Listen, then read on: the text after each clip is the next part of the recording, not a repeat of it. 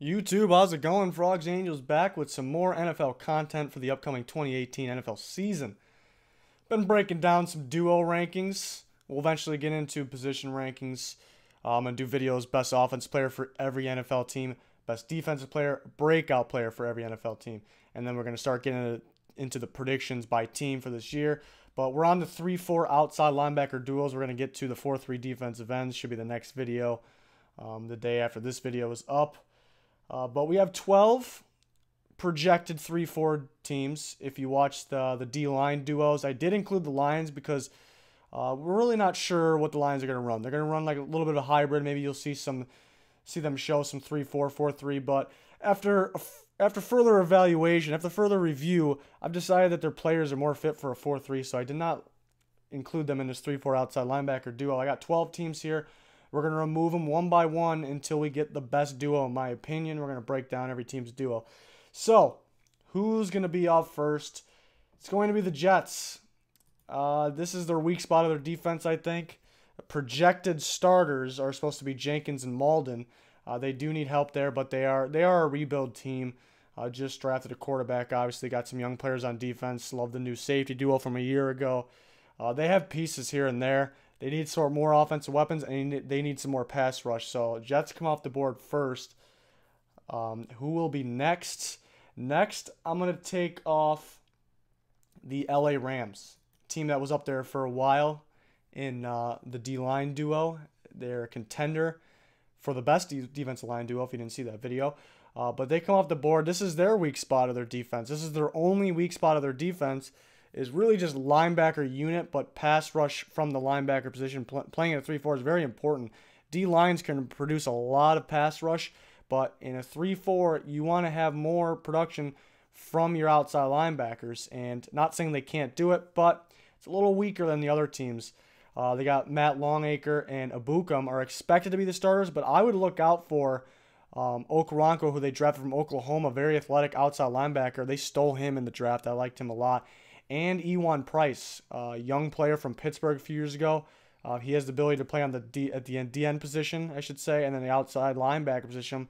They like him at outside linebacker. So even though it projected it's supposed to be Longacre and Abukum, I would really watch out for Okoronkwo and Ewan Price. Very interesting. I think those two guys, they can step up. I think chances are one of them ends up playing, eventually being the starter, I should say. So by the end of the year, maybe these young guys step up. The whole group is pretty young. So Bucum showed signs of improvement last year. So we will see. They do need help at the position, but they have some upside there. That's the good thing. They do have some upside and a very good defense around them. And Wade Phillips is a genius. So it'll work out. But they're the second one to come off the board, unfortunately. Next one is going to be the Chicago Bears. I do love Leonard Floyd. Showed great improvement last year. Freak athleticism out of him. They're able to maintain his weight. I didn't like how they needed him to gain weight. He's right where he needs to be. He's very athletic. Only problem was the injury there, but he keeps them up higher. The opposite of him, they acquired Aaron Lynch from the Niners. Lack of snaps, maybe good production with lack of snaps. I guess that's a good thing. So upside if he gets more snaps. Could be Acho though. Acho could be opposite of Floyd, but I expect it to be Aaron Lynch. So I think they could use a better player opposite of Floyd. Hopefully Floyd stays healthy. But another team at the end of the year, because Lynch we don't really know much about because he didn't play a whole lot for the Niners, and it was a different defense too. Maybe he fits in better here in Chicago. So it's kind of one of those situations we got to wait and see. By the end of the year, it could very much be much higher in this. But I do like Leonard Floyd if he stays healthy. A lot of potential there. Next team off the board is gonna be the Ravens. Now they have some guys that can play. Suggs obviously starting to go on the decline, but excellent career. Still can play at a pretty high level. Now who's gonna be opposite of him? They got some good draft picks from last year. Tyus Bowser from Houston I'm mainly looking at. But they did get Tim Williams, a good steal. They got good value on him 2 years ago in the draft because of his off-the-field issues. So somebody has got to step up. Is it Bowser and Williams? Is that the future? But you obviously expect Suggs to be in there as a starter for another year. But really no. Suggs was elite, but they really don't know. They really don't have any elite play from that position. I think they got depth, but they're the next ones to come off the board there.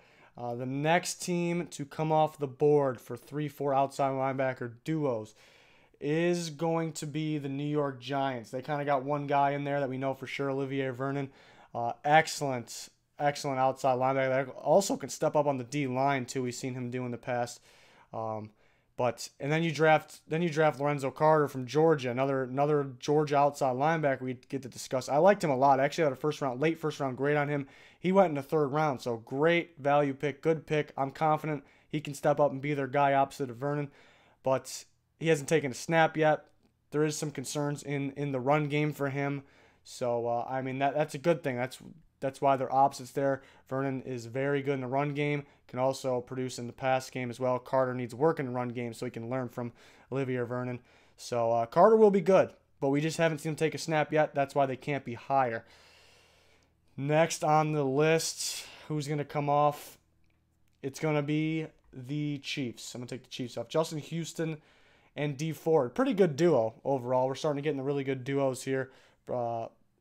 Justin Houston, I guess, could stay more consistent. It's top of the league 1 year in sacks, and then you really just need to stay more consistent, but I'm confident he can be a good outside linebacker and can produce. And then D Ford's still a young guy.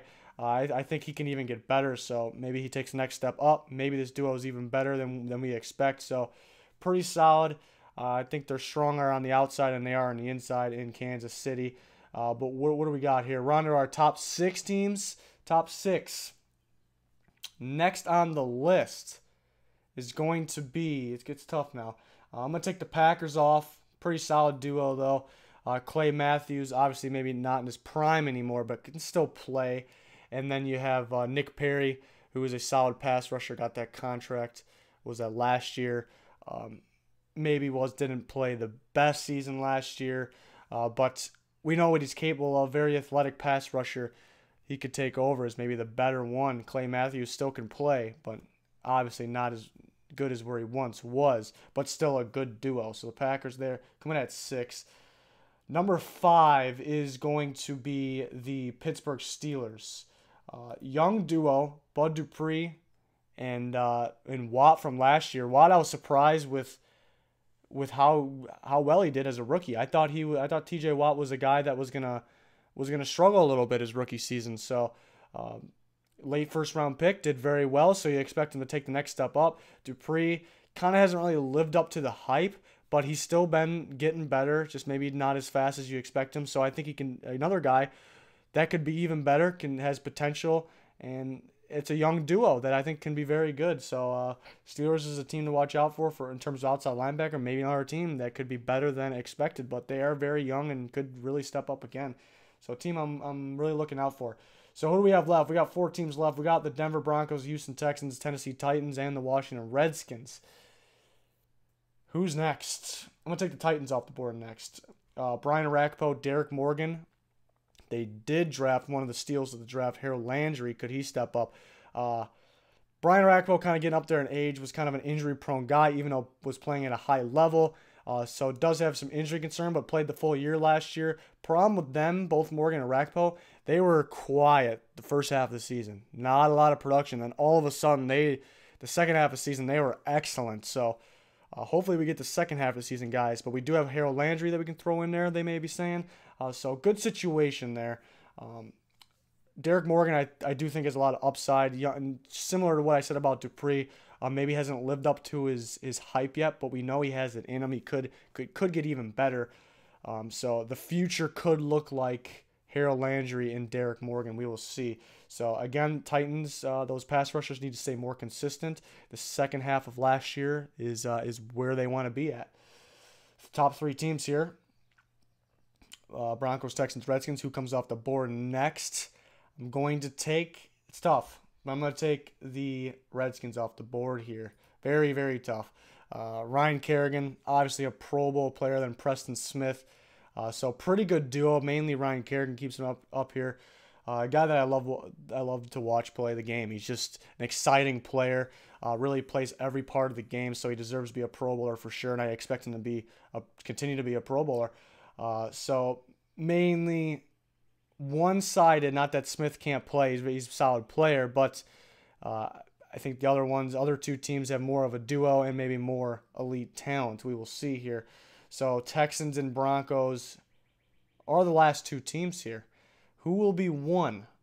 Well, the Broncos have Von Miller, maybe the best defensive player in football, and they have Shaquille Barrett and Shane Ray. Barrett played better than Ray last year, but Ray can play. He has a lot of potential. I was very high on him coming out of the draft.